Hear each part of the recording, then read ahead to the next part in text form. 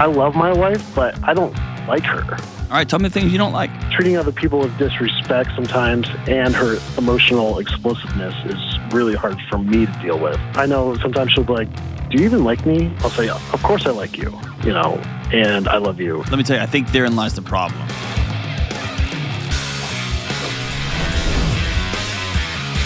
What's up? This is John with the Dr. John Delony Show.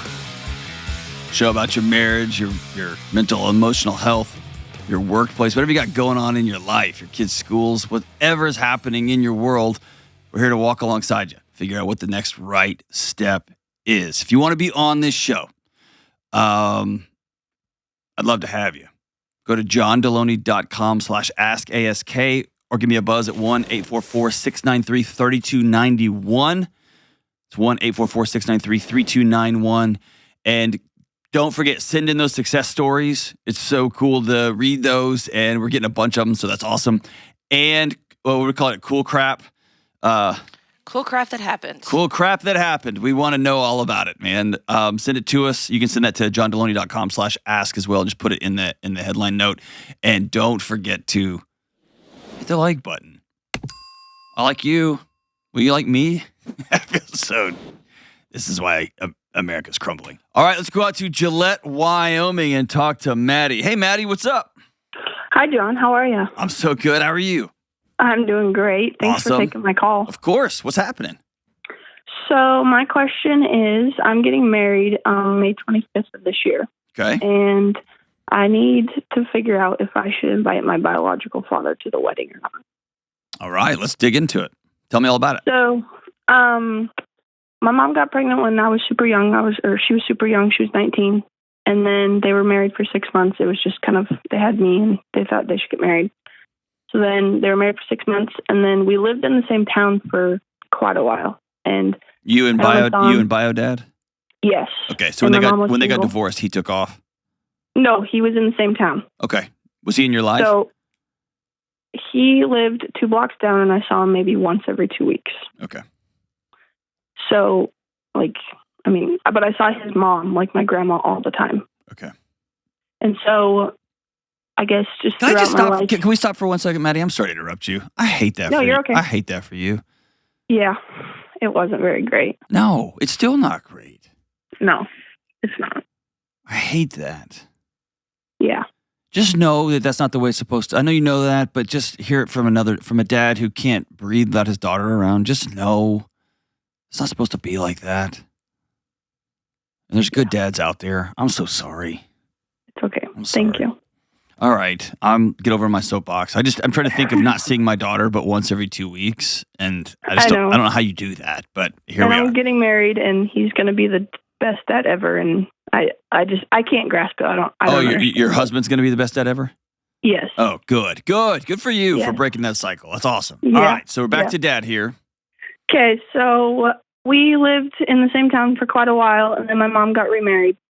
And now I live in Gillette, or I guess we've lived in Gillette, and I was probably 8 when we moved. And he lived over there, but then he would move to, like, Arizona, like, just different. He was a police officer and whatnot. Okay. So we would see him, like, I would see him once a year maybe. Like, I wouldn't see him very often. Okay. And he wouldn't really call very often. And so it got to the point where it bothered me a lot. Like, the end of high school, beginning of college, like, it ate at me, like, bad. And so I asked him to put in more effort. Like, I called him one day and I just said, hey, like, I want to talk. I need my dad in my life. And he said he'd put in more effort, but it never changed. Yeah, of course. Ever. What was your relationship like with stepdad? It's great. Okay. Good guy? Yes, he's a really good guy. That's awesome. Good on him. He's going to be the one that's walking me down the aisle. Good for you. Good for him. Yep. That's awesome. That Yep. the data says that stepdads, a rotation of new men in a child's life is really disruptive. But I won't say rare. I don't know if I've got the data to say rare, but the unlikely event that a stepdad comes in and really just fills the gap and just is pretty awesome. Can make all the difference in the world in a kid. And it sounds like that happened for you, huh? Yeah. That's awesome. he was godsend. It was great. Amazing. Okay. Yeah. All right. So he's walking you down the aisle. He's been your dad, but there's been this lingering voice. Why does my own real dad not love me, not want to be in my life, right? Yeah. Okay. Yep. And so 2 years ago, I would say, so he has 3 boys in a different marriage. And I tried to be and have a relationship with them. So I went to the oldest boy's graduation, and I hadn't seen him in I don't know how many years. And he chose to go to his oldest boy's girlfriend's graduation party over spending time with me. And so that was tough. Yeah. And then, after that, I called him. He got home, and we hadn't talked in 2 years. And then he called me. He's like, "Hey, what's up?" It was just randomly out of the blue. And then he's like, "Well, I'm going to this. You should come to it." And then he didn't even spend time with me. Yeah. And so my fiance finally got to meet him. He had never met him, and he didn't like him. And so I called him, and I was like, "This is it. I need you to put in more effort. I need you to at least call me once a week if this is how you if you want to be in my life." And he's like, "Well, you know me. I'm just not a good communicator. I don't like to make phone calls. I don't like to text anything." And hold on. Let's just stop right there. You know that's not true, right? Yeah.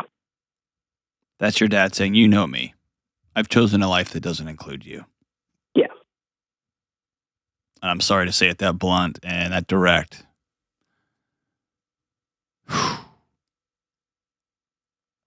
So what do you seek to gain by inviting him to your wedding? A man who has done everything he can to opt out of your life. I guess I just don't what if he comes down later in my life and says "I'm sorry for everything that I've ever done." What if I regret that I didn't invite him? Man, I wish you could be at 30,000 feet from this situation like I am.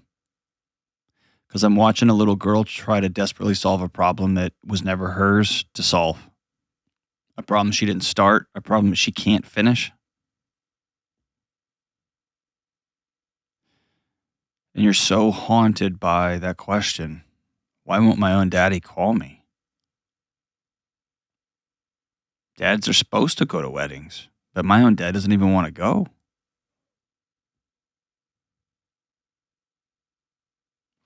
And it sounds like you've been working so hard to try to figure out ways that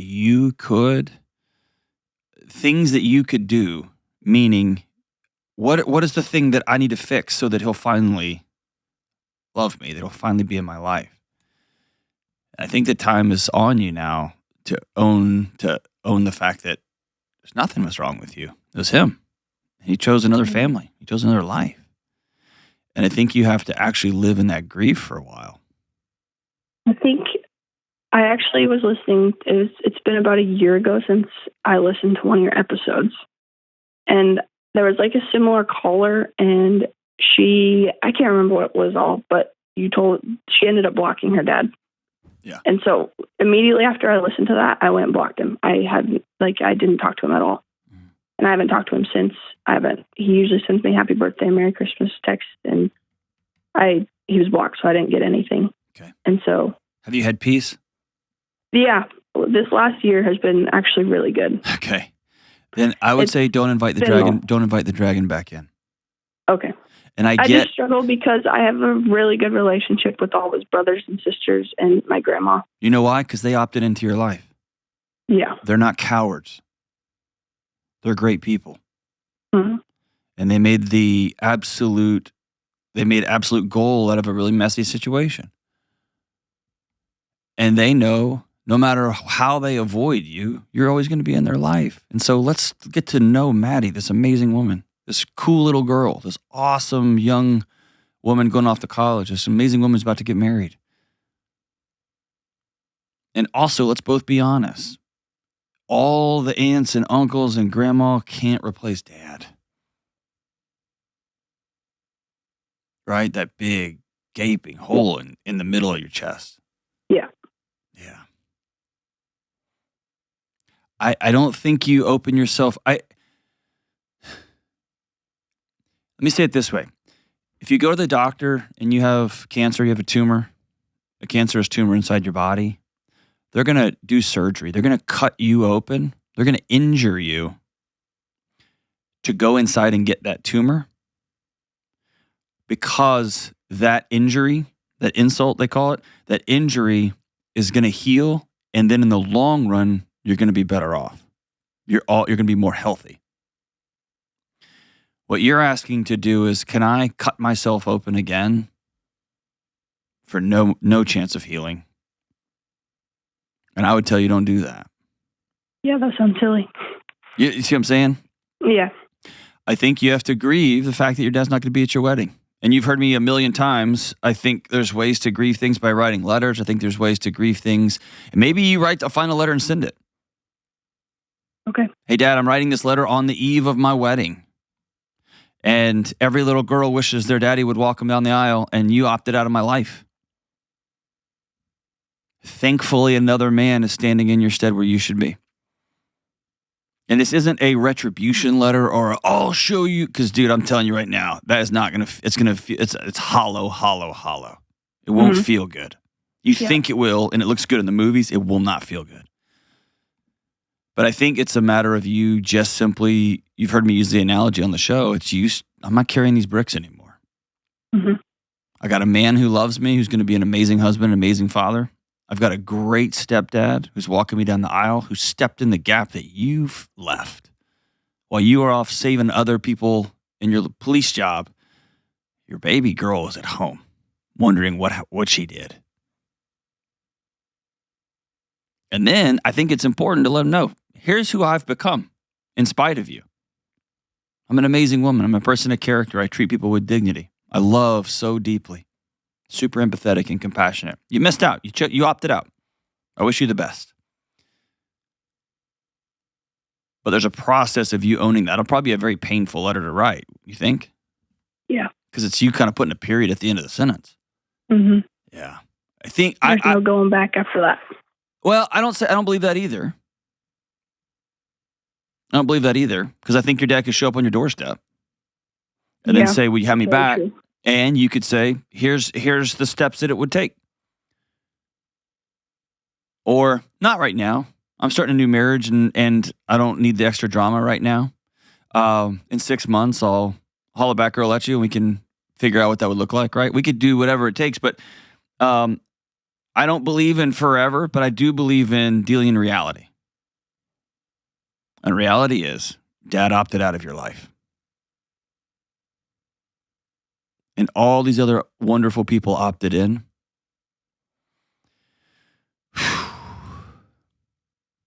But the one that really counts opted out. And we just have to sit in that together. Right? Yeah. Mm-hmm. Do you know that you're wonderful? I do. Everyone tells me that. Nah, I don't care what other people say. Do you believe it? No, I really do. I believe it. Yeah. Good. Yeah. I think your mission now is, how do you set these bricks down? What's the process going to be? And maybe your husband can sit with you and say, okay, I'm going to live in reality. I'm going to choose reality here. I'm going to set this down. My dad opted out. He opted out. Whew. But you opted in. Stepdad opted in. Mom's still here. Aunts and uncles are here. Awesome. I'm going to live in that reality. In the future, let's pretend that he circles back and wants to be a part of your life. And 10 years from now, you have a great relationship with him, which, by the way, statistically speaking, you won't, right? So I think it's best to let that fantasy go. Then he's going to live in the guilt that he didn't show up to your wedding, not you. Because you were just dealing with reality right in front of you. So grateful for the call. We're with you, Maddie. Call anytime. And congratulations on your new wedding. We wish you the absolute best. We'll be right back. Today's show is made possible by some of the best potions and powders on the planet, Organifi. I first bought Organifi with my own money after several of my brilliant, muscled-up friends kept ranting and raving about how great they were. And now, I take them every single day. Even my wife and kids are in on it, and they're an essential part of my wellness routine. Y'all know that I take a number of supplements every single day, depending on what my goals are and what I'm trying to accomplish. But overall, Organifi has helped me reduce the number of individual supplements I take by bringing some of these things all together. Here's the deal. Organifi makes everything easy because it's a powder that you mix with water, and they also have capsule supplements. And after you drink it, you're off to the races, off to better digestive health, or off to deep sleep. Here's an example of some of the things I take every day. I take the green juice and the red juice all the time. The green juice levels me out and gives me the critical micros that I need, and the red juice gets me ready to rock and roll in the morning without mainlining caffeine. My family and I have also been taking Immunity for daily immune support while everyone we know has been getting sick and not feeling well. Organifi is hooking up our show listener gang with 20% off all Organifi products, even the kids line. Go to Organifi.com/Delony or use promo code Delony at checkout. That's Organifi.com/Delony or use promo code Delony at checkout. All right, we are back. Let's go out to Pittsburgh and talk to John. What's up, John? Hey, John, how's it going? Partying, dude. What are you up to? Oh, just on some days off right now from the job, but just at home trying to get some stuff done. Awesome. What's up? Yeah, I've listened to your show for a long time. There was a caller a couple weeks ago, maybe a month ago, that they were in a situation similar to me, only they were 30 years down the road. So I thought I'd call in and just pose my question and see what you got for me. 30 years down the road, like you see, like, oh, we're going to end up right there? Yeah. Kind of like they were speaking directly to me through their call, and they were 30 years into the marriage, right? All right. So I've come to the realization the last year or so that, like, I love my wife, but I don't like her. Okay. A lot of the time. And it's just come to a really hard realization for me that there's a lot about her that I don't like. We've been married about 7 years, going on 8. And there's just times when I'm looking in the mirror like, what the heck? So a little quick background, I guess. I was Army. I was deployed a lot while we were first married, and then we had our son during COVID. And then since then, I've gone to the airlines, and I'm an airline pilot now. So I'm gone a lot of the time. And when I come home is the hardest time I have as far as liking her.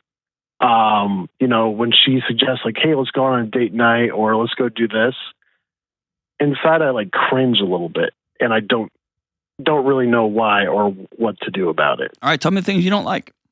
Let's be specific. Let's be specific. Sure. One of the biggest things for me is she doesn't listen. Something as simple as we're driving down the road and I need to say, like, hey, I need to stop for gas. Do you want anything when we stop? And then when we go to stop at the gas station, she's like, why are we stopping? And then to more specific, deeper things, to we're having a conversation about something. And a day later, she's asking questions that we already talked about. And it's like, you didn't hear me when we were talking. Another thing is like her emotional explosiveness. Okay.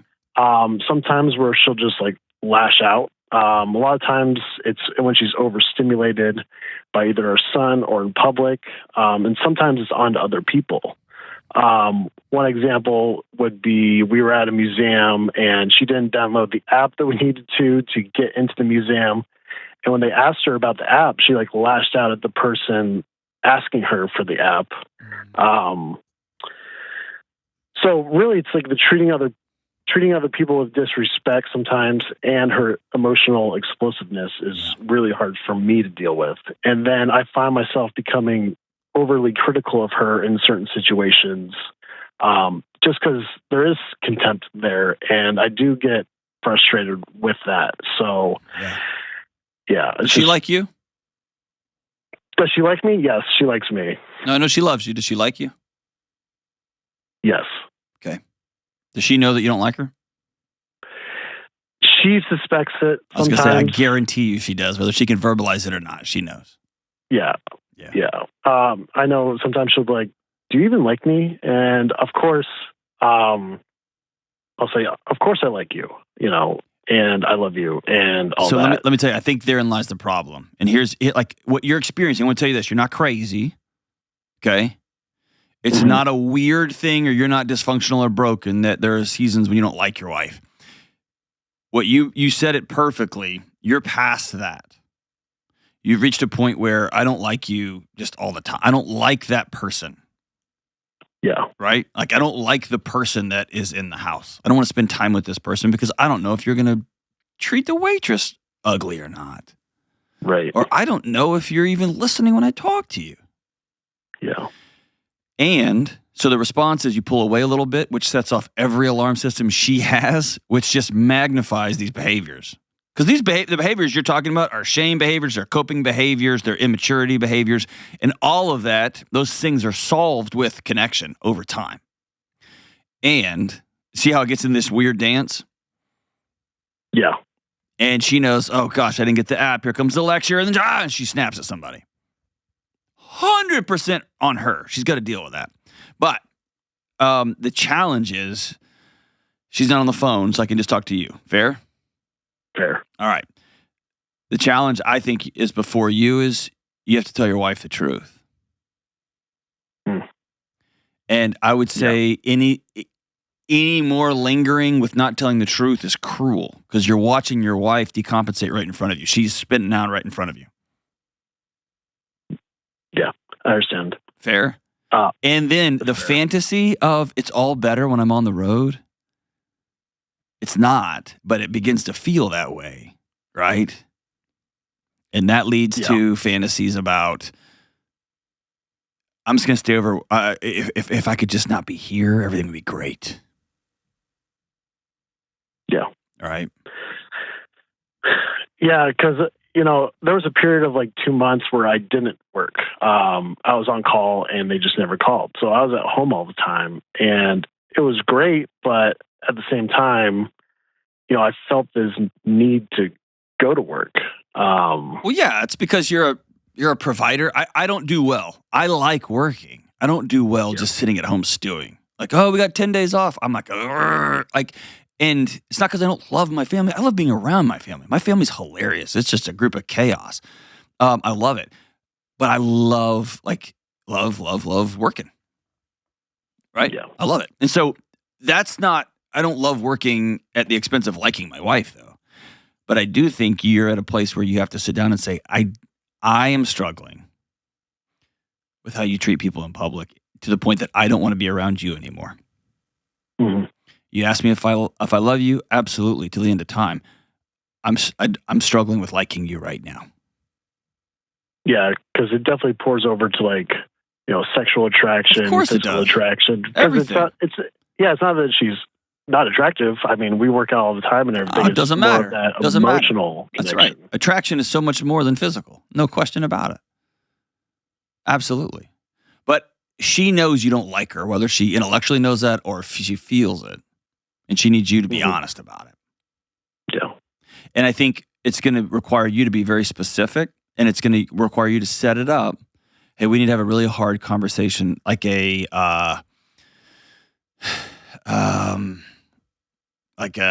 State of the Union of our marriage right now. And by the way, I said earlier, year 7 to 10, this is a season. It's a messy season. I don't know a couple that hasn't gone through some sort of existential, why are we doing this? Is this the right person? I don't even like this person. I'm not attracted to this person. It doesn't go through a series of deep, hard questioning during that 7 to 10 year mark. That's what I hear. Year 7, 8, 9, and 10 is one of the hardest seasons. It's hard. It's a tough season. Yeah. And a lot of it is you settle into these routines. Your life has unintentionally so just become the life you have. Right? And your wife is also imagining, wow, I'm just going to have a life where my husband's gone all the time. Yeah. I'm going to have a life where fill in the blank, X, Y, and Z, X, Y, and Z, X, Y, and Z. I'm going to have a life where I always have to be thinking about every detail because my husband's not here.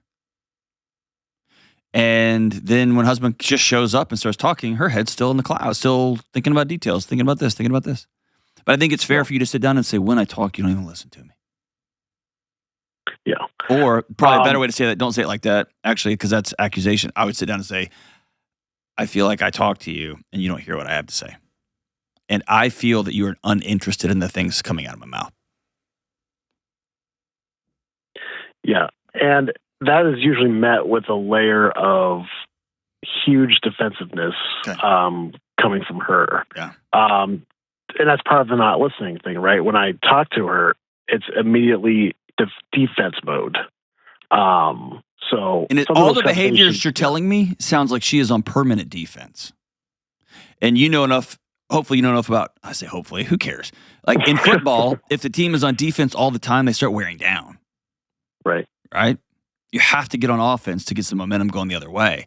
And the lashing out to somebody because she forgot something, you say, hey, I feel this way, and she immediately internalizes that as criticism and comes throwing grenades back to you. That's defense, defense, defense, defense. And I think it's important to call that at the front of the conversation. Not going to engage in a fight with you. I'm inviting you into a very hard conversation about the state of our marriage. Yeah. And tell her on the front, if you want to fight, I'm going to get up and I'm going to walk away from the table because I don't want to fight you right now. I need to tell you what I'm experiencing in this. And then if we need to take a day, 2 days, 3 days for you to process it, where you don't feel like you have to lash and come back, cool. But I don't want to just go in a loopity-loop, and then I said all the things and nothing has changed. And I think it's really fair, John, for you to lead the conversation with the only person you can change, which is you, and that is, I want to become more likable. I do like you. Yeah, but I feel like you don't even listen to me. And I feel like when I ask you a question, like at the museum, you just take it out on some stranger who didn't do anything. And I don't feel comfortable being around somebody who is volatile, who goes off on strangers, who isn't just a joyful person to be around. And that means I'm bringing an energy into this home that is not joyful. And I want to bring that home. I want you to be excited when I come home. And that means I'm not likable. What can I do to help that? And now what you've done is you've provided an invitation. Yes, she can still choose to hear it as accusation and go to war with you. That's fair. It's not fair, but that could happen. No question about that. And then I think there's a harder question. If she can't sit down at the table like an adult and have a hard, direct conversation, then you can go ask her if she wants to go see a therapist who can work that way. Set some ground rules, and basically you have a neutral third party at that conversation.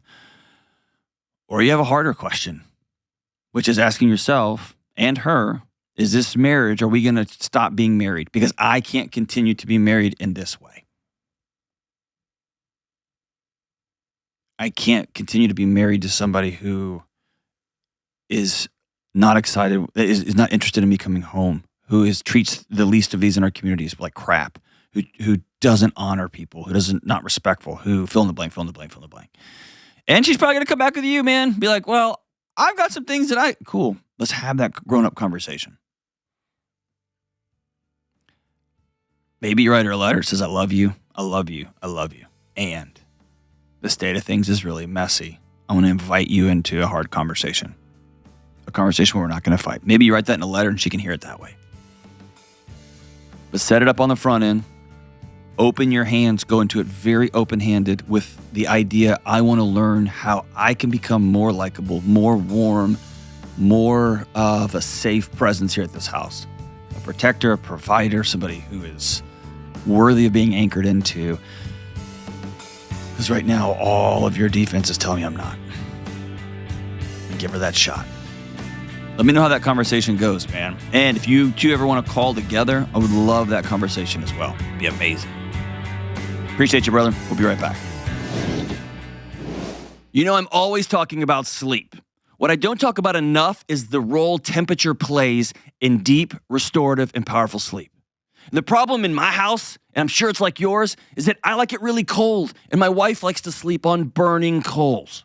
And for me to get it cold, I have to crank down the air conditioner, often even in the winter, and it's wasteful, expensive, and it drives everyone else bonkers. But the gurus at 8 Sleep did it. I'm so excited that 8 Sleep is partnering with the Dr. John Delony Show to take care of our listeners and ultimately change your marriage and change your life. Our friends at 8 Sleep have created a fitted sheet with cooling and heating technology embedded in them. It's called the 8 Sleep Pod, and the pod cover can easily be added to your existing mattress like a fitted sheet for individualized temperature adjustments, down to 55 degrees for people like me and up to 110 degrees for people like my wife. And this is based on your environment, your body temperature throughout the night, and it cools down or warms up each side of the bed. It learns you, and it does all this automatically. And this will improve your sleep quality like you have to experience to believe. The 8 Sleep Pod also has built-in vibration alarms that wake you up when it's time, gradually changes the temperature of your mattress to gently wake you up, and it can even provide sleep and health reports like heart rate, HRV, and all those things. You don't have to wear anything. This is the ultimate sleep experience. Go to 8sleep.com to read more, learn more. I challenge you to go read about this. It's amazing. See if you want to change your sleep and change how you show up in your life.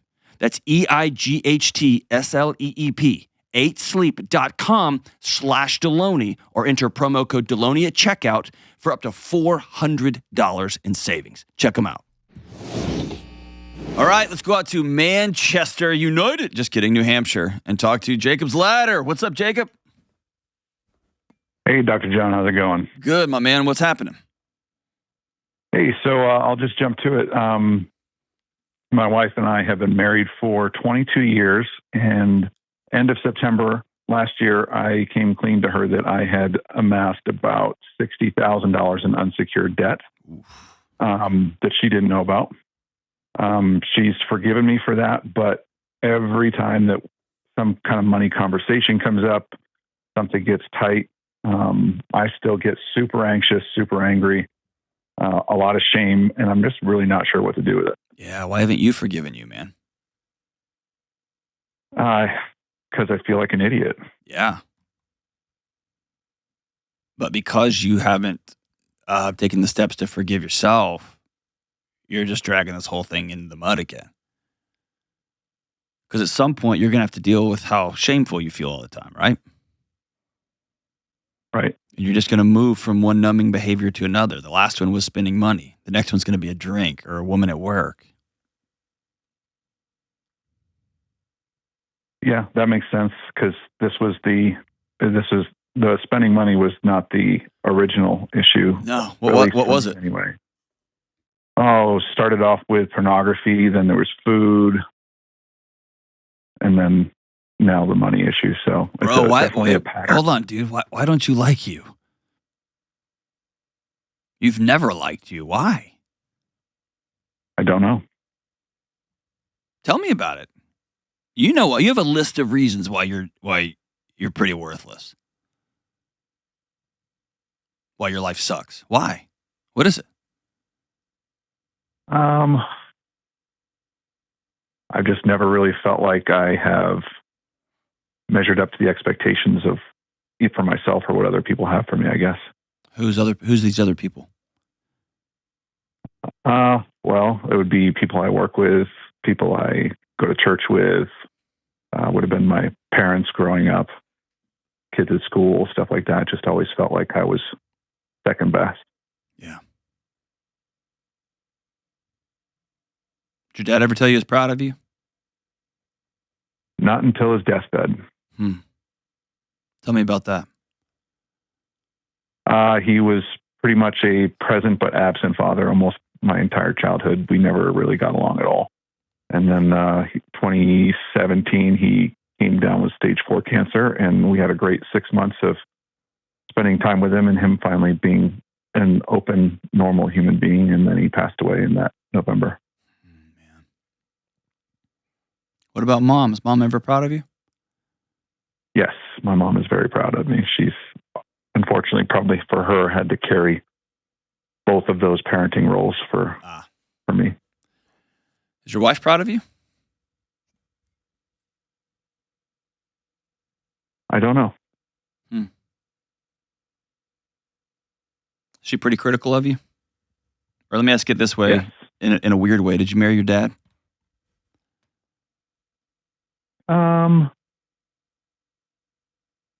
I don't think so. I'm fishing a little bit here, but go with me. You've heard the old marriage, you marry your unfinished business. So if you grow up chasing, I will achieve enough. I'll do the thing the right way so that you will finally love me. And you chase it and you chase it and you chase it. For some strange reason, we're attracted to people that make us chase. And not chase like sometimes in big supernatural ways, but I mean just in little ways. I just want that glance. I just want her to touch my hand. I just want her to squeeze it just a little bit. I want to get done speaking, like doing announcements at church or speaking at an event. I want her to look at me with that look. It's like, yeah.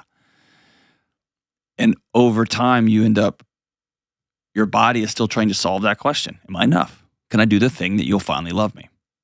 And so when I say, did you marry your dad? That's what I'm saying. Totally different person. Yeah. But did you marry somebody who's critical? Always has a moving standard, a moving target that you're always chasing, never going to get it, never going to get it, never going to get it. And your body just becomes so unhappy in the world that you've created for yourself or allowed to be created that pornography, money, alcohol, whatever the thing is, I've got to feel alive somewhere because I'm dead in my home. Yeah, I don't know if I've ever really thought that through. I mean, I definitely spent the first 10 to 15 years of our marriage where I would put it as being codependent, kind of chasing after and trying to make sure that everything was right all the time. And in the last probably 5 to 7 years have really done some work to try to have my inner locus of control be me and not her. And the part of that conversation that often gets left out is this. She was somebody who received your chasing. Mm-hmm. That was her source of energy, her source of power in that relationship. Was she took the sword and tapped you on either shoulder. Good enough or not good enough. And then suddenly 5 years ago, you alter the dynamic and begin to say, you know what? I don't need to take a knee before this for your approval and all this stuff. And if she doesn't join you in that, then what you have is a dynamic in a home that is scrambling for homeostasis. She wants her power back. Mm-hmm. And you are trying to figure out how to stand up on both feet. Right. And so often what we don't talk about is like, don't be codependent. All right, cool. When you alter the dynamic of a codependent relationship, the other person is starved of oxygen now. Right. And the criticism gets louder and more sharp, or they just they don't bridge the gap. And so suddenly, like, you were connected in their world. Now you're not codependent anymore and you are all freaking alone. Mm. Does that ring true? Yeah, I mean, I would say that has I've definitely watched that struggle for my wife to figure out I don't know if I would say new normal, but yeah, it's getting better because we've got both of us into therapy together. Cool. But yeah, that definitely has been part of the process of, I'm becoming probably a different person than what she has been used to. Yeah.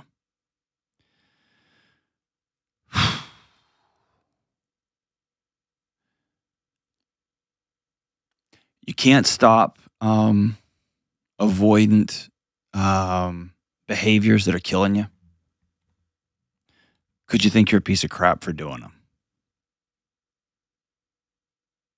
Because at some point, the behavior is covering over the fact. It is wallpapering over that dislike for yourself, that not enough. The only way you're going to get long-term relief and not just move on to something else and not white knuckle every bit of your life. This is exhausting, right? Yeah. It's exhausting. The only way is if you look in the mirror and you look at that guy, Jacob, and say, I like that guy. That guy's worth laughing a lot. That guy's worth not owing anybody any money. That guy's worth telling the truth because who freaking cares? If you don't like it, you don't like it.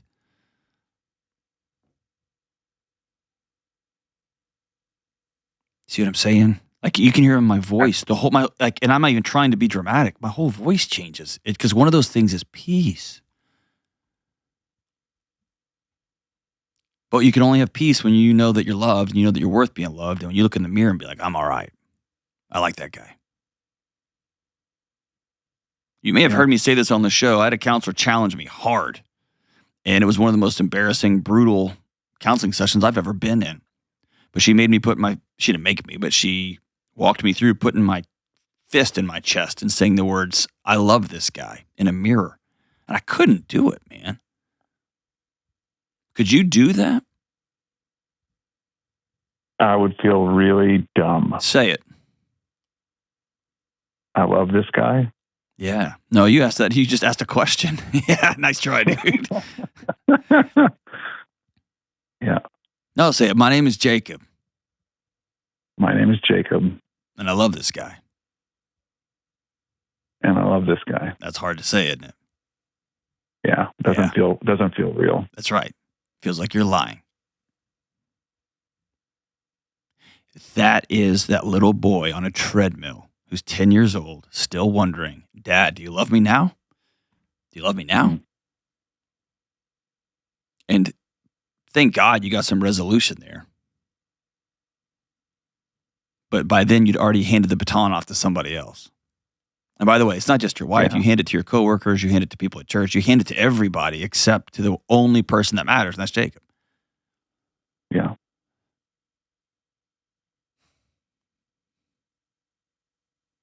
So I'll tell you, man, until you forgive Jacob, the anxiousness is right. Let me say it that way. The anxiety you feel, it's right. It's right. Because your body knows it's not safe. Jacob's not trustworthy yet. Because Jacob's not at peace yet.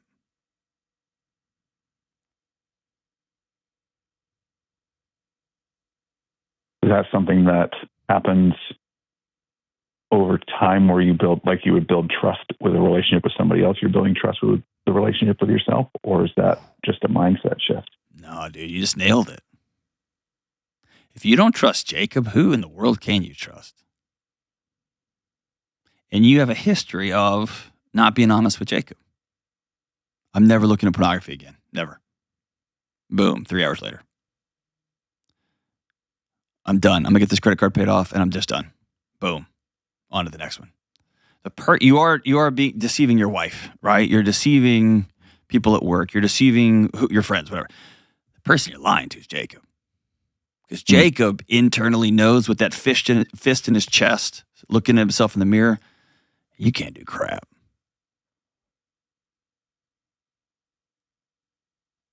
So yeah, your mission is, I want to be somebody that Jacob trusts. Because Jacob's worth that, man. And you see how it all works together? Just like a loop, man. Yeah. If Jacob's not even worth telling the truth to, then who cares, dude? I'm just going to go buy something else. If I can never please my wife, and that is the source, that's the reason I wake up every day. That's why cortisol just courses through my veins, because I need the energy to please this woman, and I can never please her. Then eventually, your body just shuts the system down.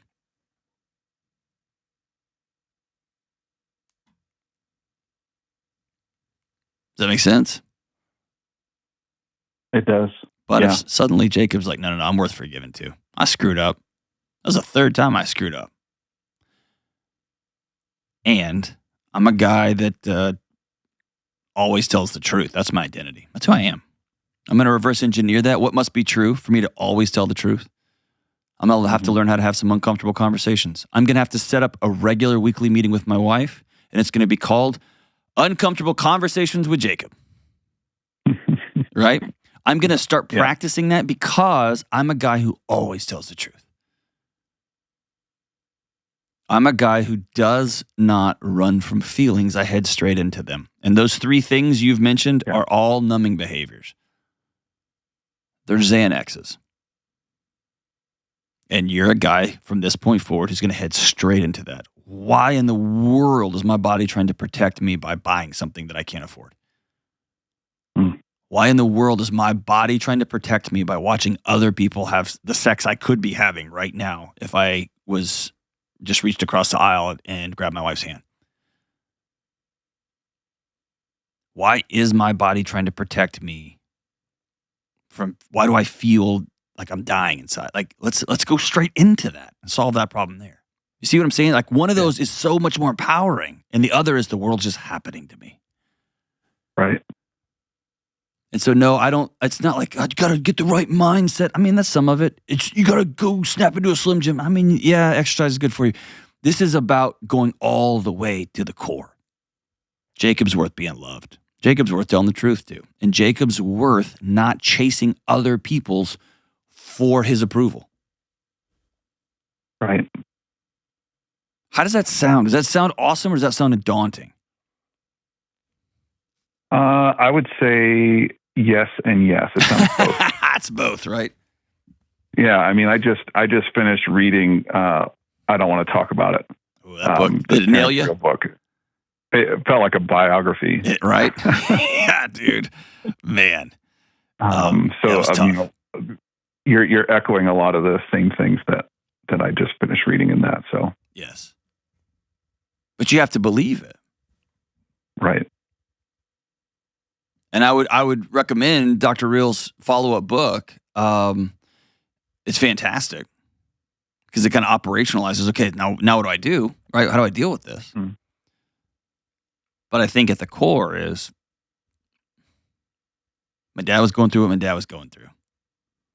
Right. And I didn't get it. I got the very, very end, man, but I didn't get it when I needed it. My wife, she had the tools in her toolkit up until now, and I've been chasing and chasing and chasing. I'm done with that. And then you have to ask yourself that one terrifying question, what am I going to do now? Right. I'm going to love Jacob. I'm going to honor that guy. And by the way, when you begin to do that, it's going to dysregulate your wife for a season. But what you're going to become, in short order, this isn't like, we're not talking years, we're talking weeks, we're talking months. You're going to become something that she's never had, which is someone she can anchor into. Mm. And then she gets to go ask herself some hard questions. Why? Why do I withhold love? Why do I dangle, I'm proud of you, and then I move it, and I move it, and I move it? Why do I treat the person that I love more than anybody else in the world that way? And what you can say at that point is, I'm right here. You're anchored in. I'll go with you as you figure out that adventure, right? But you can't do that right now. Right. And by the way, I say all that to say, when my wife and I had one of our, hey, we can't keep going on like this conversations, I'll never forget being so embarrassed, weeping at a table, crying. And I looked at my wife and I said, I just need you to say you're proud of me. Mm. And she was like, what? Of course I mean, look at all this amazing stuff you've done. I said, yeah, but you never say it. She goes, I didn't know I needed to say it. And then last year I had her come out on a stage, and the first word she said in front of the whole audience was, I'm so proud of you. But I had to give her the tools. I had to give her a key to the lock that was the inside of my chest. Mm. Here's what I need. I need you to say the words, I'm proud of you. I need you to say the words, I love you, and I'm very, very tired right now, and it feels like I'm withdrawing. I'm not. I'm just exhausted. And that was a gift to her, and vice versa. She gave me the things that she needed. Right. But I could only get there when I believe, Delony, you're worth being loved. And Jacob, I'm telling you right now, I don't lie on this show. I lie all the other time, but it's not here. I want you to go get off this call and go into the bathroom. And I want you to make a fist and put it in your chest. And I want you to look in the mirror and say it 5 or 6 times. Look yourself dead in the eye and say, I love this guy. And this guy's worth telling the truth to. And this guy's worth taking care of. And this guy is worth exercising. This guy is worth never fudging the truth even a little bit because I don't care. This guy is worth dealing with those crazy, intense feelings. Because I love this guy. My guess is, Jacob, that you spent your whole life taking care of other people, making sure everybody else around you is okay. I want you to take that same energy and that same capacity for love, look in the mirror, do the things that you need to do to make yourself feel safe and loved so that you can go do the work that a husband's got to do. You're worth every step of the way. Hang on the line here. I'm going to send you Building a Non-Anxious Life and Own Your Past, Change Your Future is my gift to you, my brother. Call anytime. I'm with you. We'll be right back. Hey, what's up? Delony here. Listen, you and me and everybody else on the planet has felt anxious or burned out or chronically stressed at some point. In my new book, Building a Non-Anxious Life, you'll learn the 6 daily choices that you can make to get rid of your anxious feelings and be able to better respond to whatever life throws at you so you can build a more peaceful, non-anxious life. Get your copy today at johndelony.com. All right, as we wrap up today's show, the song is by maybe my favorite new band name, the Nicotine Dolls. Is this a new band? I've never heard of them, but I just love that name. They're not overly new, but they're just starting to gain some popularity. Gotcha. Yeah, they're a great band. I believe they're from Sweden. Okay. They have a really very cool sound. Awesome. Song is called How Do You Love Me? And if you've got kids in the room and you're like, let's listen to it, just get through the first verse and then jam it. It goes like this. If I call you up at 2 a.m. and I'm feeling beep, sad and lonely again, I know you wouldn't be cruel, you just sit there and listen. If I cried and said I'm terrified that I'm getting close to the day I die, you'd just shake your head and you'd tell me to go home. And it's true that I'm probably not worth the battery life. Why do you still stick around or let me stay the night? I couldn't figure it out. If you wrote it all down, please write it down. How do you love me right now? I think that's a question way too many people are asking. How do you love me? I'll tell you, because you're worth it. Love you guys. See you soon.